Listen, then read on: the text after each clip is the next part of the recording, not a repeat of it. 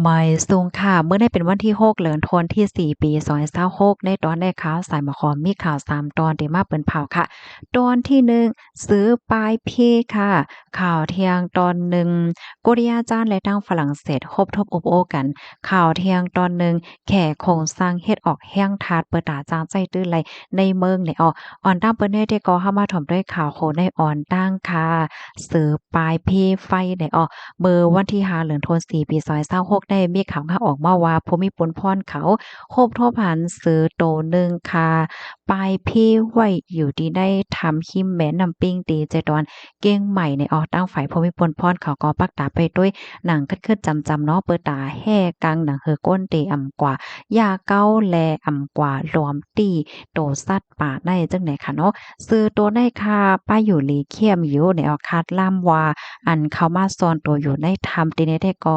ย้อนก็เพราะว่าปลายเพไฟไหม้ป่าในเนาะเมื่อเหลียวในก็ไล่เกิดขึ้นเปิงเป็นไฟไหม้ป่าหลายตีหลายต้างเฮ็ดจังไดนะข้อมูลตอนนี้ค่ะเลยปิมาที่ห้องการข่าวไทย PBS ต่างไว้ใน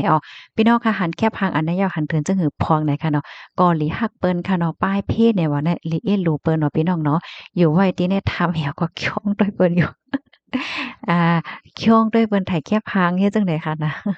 ก็ย้อนให้ลดเพศเสกรรมได้ค่ะเนาะเมื่อเหลียวได้หลายตีหลายตั้งค่ะเนาะเปิ้นอ่อนกันเผาป่าจังเนี่ยเนาะลองเผาป่าได้มันเฮ็ดให้มีอายก้องอายกว้านเมืองโมมีฝนกว้านอันจังเตึกเคิกดอกป้าอยู่ลียอแกว้มกาตึกเคิกป้าโตสัตว์อันอยู่ซังเศร้าในเถินในป่าจังไหนป้าเทียงลูกกวานยาวจังเนี่ยเนาะ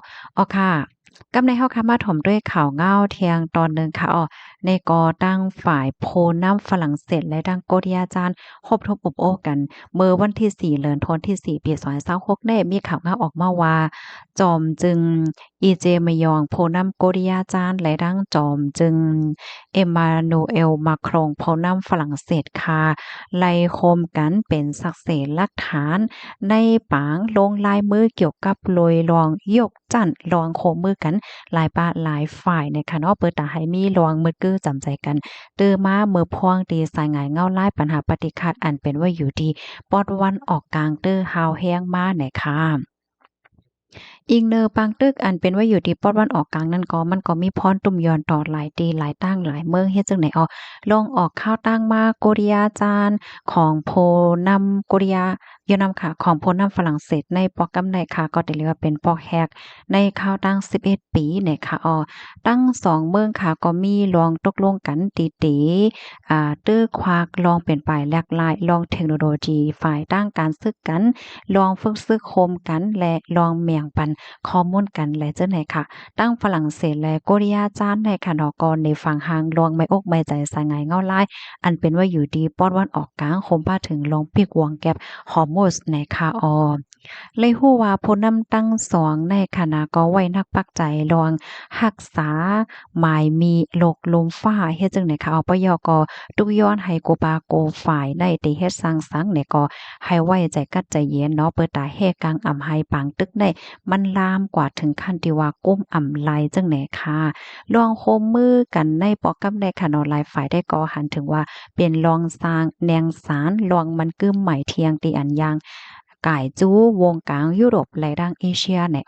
คอมมอนตอนในคาเลปิมาที่ห้องการข่าว AFP ต่างไว้ค่ะ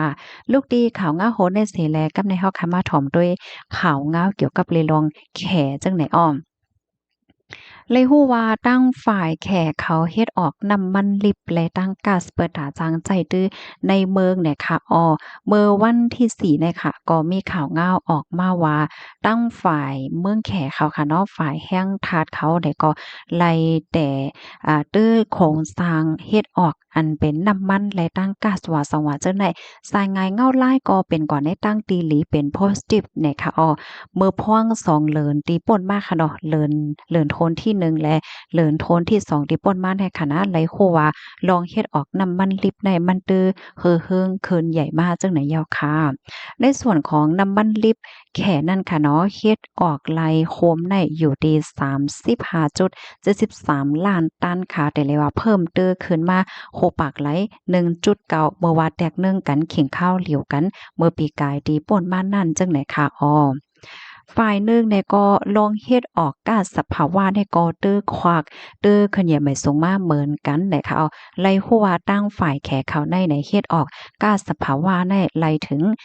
44.6เหงล้านลูกบาศก์เมตรค่ะเพิ่มตื้อขึ้นมาโหปากไหล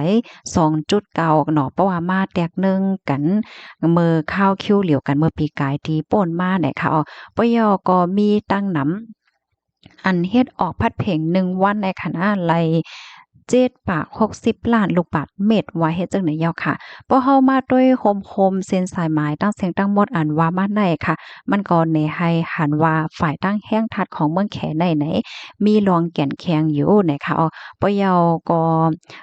มีรองปกป้องเตอขึ้นเหยียไม่ส่งมาอยู่เคยใหญ่เนาะอำว่าที่เป็นฝ่ายเฮ็ดออกน้ำมันลีบค่ะฝ่ายเฮ็ดออกก๊าซสภาวะและจังได๋ค่ะได้เลยว่าเป็นสายงานเงาลายดีอันลีปยก็ลำลองต่อ